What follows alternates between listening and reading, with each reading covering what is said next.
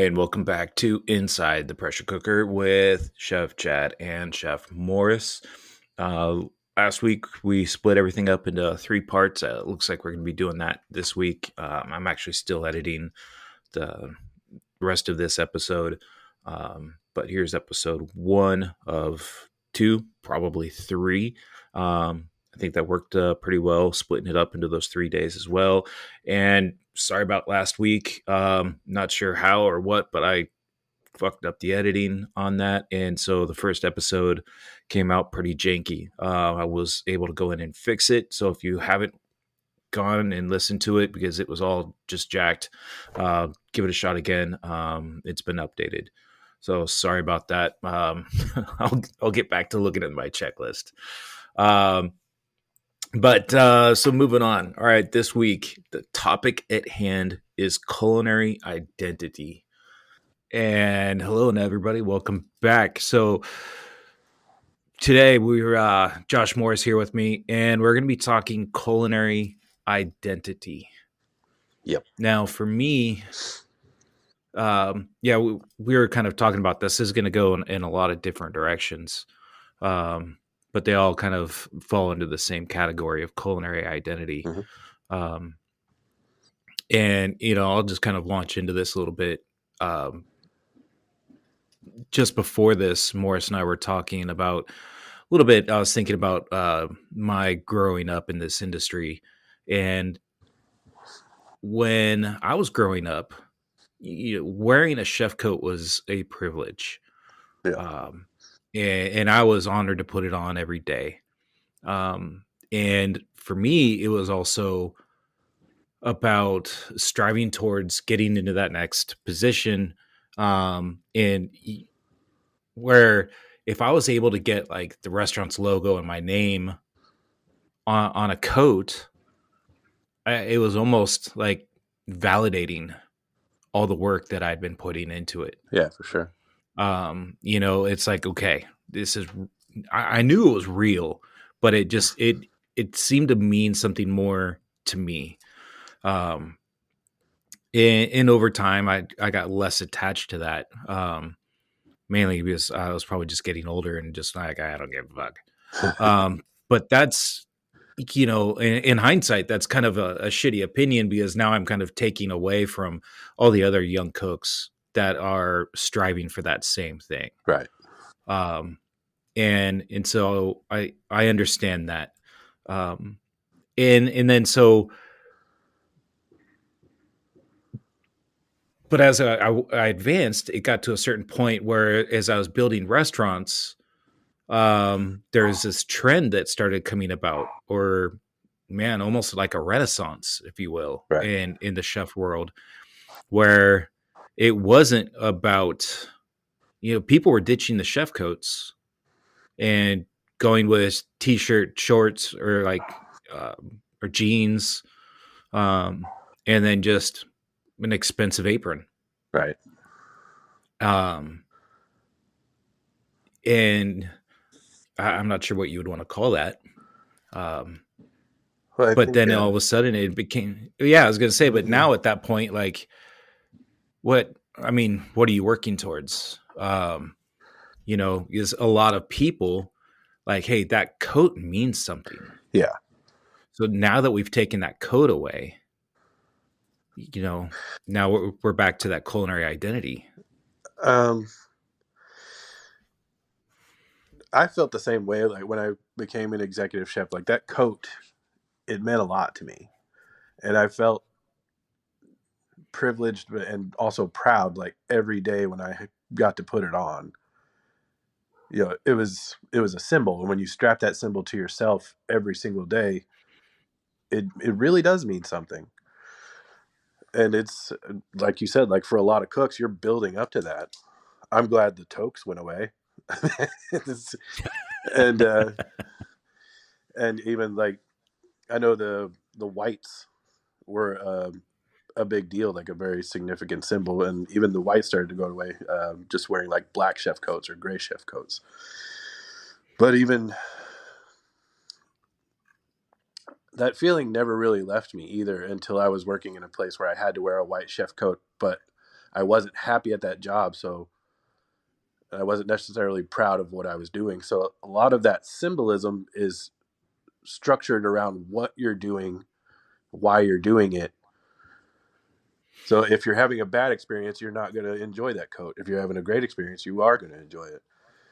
But I think there's also a lot to be said for people that have, and we'll kind of backtrack on where I think this came from, but the formality has gone out of a lot of places. And if you're comfortable at work and you're happy at work, you're going to produce happier food. So if you're happier in a t-shirt and jeans than you are in a chef coat, by all means, I think there's nothing wrong with that. But I think that informality came about. Um, I know we've talked about this before, but that bistronomy movement that happened in Paris, I guess it started in like the late '90s and went through the 2000s, and you had a lot of chefs, not all of them, but a lot of chefs that were trained in like 1, 2, and 3 Michelin starred restaurants in France that basically said fuck you to the Michelin system and just wanted to do their own thing. So going back to the idea of a bistro where these classic French dishes, but really turn them on their head and being able to do whatever you want. You're still producing extremely high end food with really great ingredients, but you're not so focused on the formality of it all, because sometimes that does take away from the experience at a fine dining restaurant where everything's very sterile. You know what I mean? Absolutely. Yeah. And Yeah. I not just sterile, but very pretentious to the point where I mean, you're almost like scared to eat certain things. Like, you feel. I mean, for me, like, I always felt very out of place at really high end luxury places because, I mean, I was there for the food, but there's so many people there where I just felt judged all the time. yeah, yeah. Like, am I using the right fork? Am I using Yeah, the who right fucking glass? cares? Like, a lot of those things can be thrown out the window. You can still have the same level of cooking. And anybody that's listening that is not familiar with bistronomy and all the chefs uh, associated with it, I would really, there's like 2 bistronomy books that are really, really inspiring. The individual chefs are, cookbooks are a little bit harder to come by unless you speak French. So, but it's been a huge influence on how I think about food and restaurants. Definitely, What are the books? they're both just called bistronomy. Oh, okay. Yeah, but they are definitely amazing books. All right. Yeah, I'll dig those up and I'll put the link in the notes for everybody. Uh, so I think when that happened, and even some of the chefs that were in Paris that were doing that were American chefs, and they came back, and now you have this, like you said, kind of like a renaissance in American dining where it's you know maybe 40 or 50 seats, like it's a small restaurant, it's chef driven, and um, where was I going with that? The limited menu thing, a lot of them will have like prefix menus. So you get 3 or 4 courses, but it's only like $50 a person, Hmm. unless you add wine.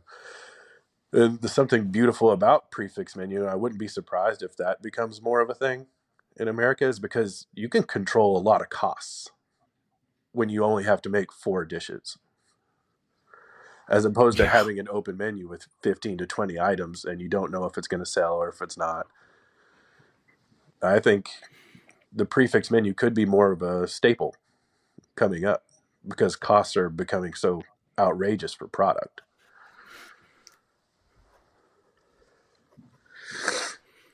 I almost want to make that concept or just the discussion of the prefix menu a whole nother episode. We can do that. Yeah, because I've got a lot of opinions on that too. But that leading into the concept of fine dining now, and Like the fusion thing. I think it started in like the 80s and 90s. I know Yeah, Wolfgang the Puck '80s. was a big facilitator in that one. Where Jean Georges. John George also. But the thing about Wolfgang Puck is like, as a rule now, if a place serves sushi and pizza out of the same kitchen, I'm not going to eat there. But at the time, I'm sure it was groundbreaking. And then that fusion kind of led into new American cuisine, which is still around. Mm-hmm. I think it's gotten such a stigma attached to it. Like, people don't really understand it because what's there to understand? So people started saying globally inspired instead of new American, because you could go two ways with that. Either new American cuisine is everything combining the melting pot of America, or it's being too lazy to really assign yourself to a particular cuisine.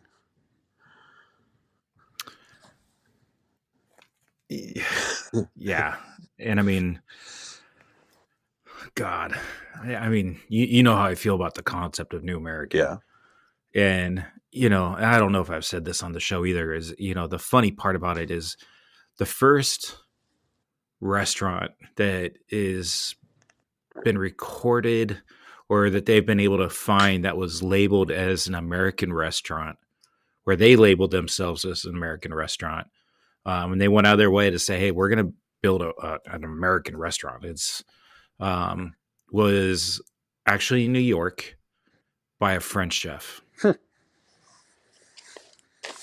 well, how about and so not even the Americans really cared, because honestly, for the longest time, French cuisine just ruled everywhere. yeah, Um, and so, but that's the whole concept of like, well, what is New American? right, Um, I mean, yeah, is it the melting pot? Okay, great. I mean, our melting pot of cultures is always changing and evolving with combination of not just immigration, but technology and technology as far as like transportation that allows us now to get things from around the world that previously we haven't been able to get. right.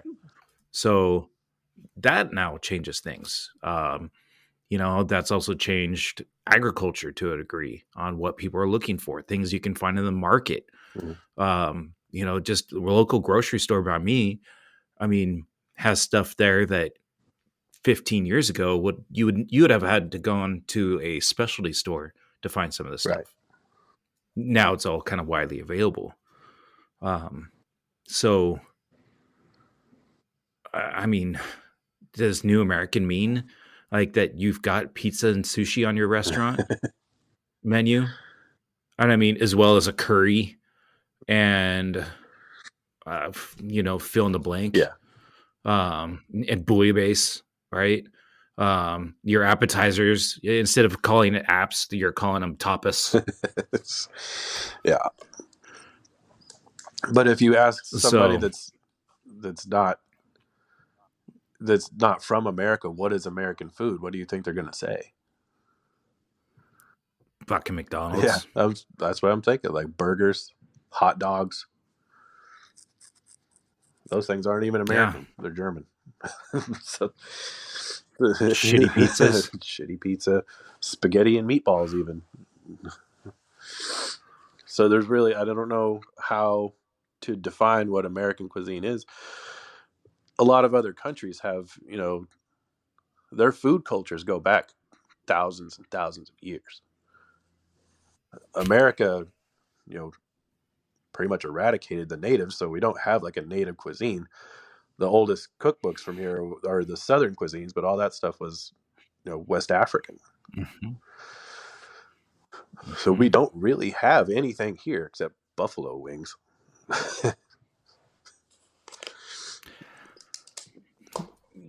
I mean, that and barbecue. I think cooking meat over I a mean, fire is pretty. Brie goes back to any culture. Putting a shitty Well, sticky sauce on it is pretty American. each region though has got its own Oh style, yeah, for sure. so um, that is unique. Unique to each region. Um, it was a lot of immigrants that started each different style barbecue in each region. Um, but all the ingredients I would say are pretty specific to the Right. U.S. Um, it's not like you're importing other things. So, um, but no, I mean, man, we got to get off this new American rant. Well, back to the bistronomy thing, and we are seeing a lot more restaurants with chef driven things, and I don't think there's not as much focus on like becoming a restaurant empire. I think as there used to be. Like chefs are pretty happy with just having one or two restaurants that they can, there's a lot more control to be had. But Sure. with that, and going against the whole new American and globally inspired and everything like that, chefs are not aligning themselves with any particular cuisine. They're more using it to send a message, and more often that message is support local farms, whole product utilization, be it meat or vegetables, but vegetables are becoming a little bit more popular. Mm-hmm. And Yeah. No, I mean, the other part that's kind of interesting with, as you would call like this chef driven, although I kind of hate that term as well. Um, and and the only reason I hate it is just because of just marketing companies and PR firms just trying to use that term to just it's like the word sustainable. I mean, everybody's just kind of beat it down until it almost doesn't mean anything. yeah. Um, hey, have you tried the new chef driven specials at Applebee's? Yeah. Um, yeah, and so not to take away from legitimate restaurants like that, but it's the where you have a chef that is more of the owner operator. Um, and but you're right, they're bringing a lot more food that at one point used to be very Yeah. exclusive, and they're bringing their techniques and applying it now to a more affordable price points. But the funny part, there's no but. The funny part I see in a lot of some of these restaurants is you'll have like your $15 sandwich on a plate that costs $60. Yeah. Yeah. We've been there. So maybe. Yeah. And I'm also guilty of doing falling into the new American trap of, this is a new American restaurant. We can pretty much serve whatever we want. So, I did have menus where it was like a Spanish dish, a French dish, a quote unquote American dish next to a fucking curry. Like, I'm guilty of all those things as well. But as I've gotten older, I've become more of a stickler for a theme and a flow of a menu. Well, and I don't think it's theme. I think theme was what you were doing, Yeah. and what you're looking for now is what we started talking about is Right. identity. Uh, because if you've got a theme and you're just generalized New American, which and you're like, well, shit, I can do anything, which honestly you Yeah. can, right? And New American is, I mean, God, I mean that is so broad that it really doesn't apply to anything. So, and unfortunately, it is just a catch-all. Um, and but having that identity of who you are, like okay, in when I do some consulting, I talk to people about this almost exactly. Um, is it's like having a bowling alley, right? And now all of a sudden, instead of having you're putting the bumpers up so you can't get yourself into the gutter and get lost, right? If you have yourself an identity that says you can do this but not that, Right. right? Now all of a sudden you've protected yourself, so no matter what happens, right? Even a shitty dish is going to still knock down a couple pins. That's a really good analogy. So yeah, and but that helps. It helps you understand, like, you know, um, they it's just basic rules and guides. Does this make sense? Yeah. All right, that wraps up episode 1. Stay tuned tomorrow for episode 2 of, I shouldn't call these episodes, part 2, right? Today was part 1. Tomorrow's part 2 of Culinary Identity. Remember, like, share, write a review. I couldn't remember what that third one was. So I appreciate y'all.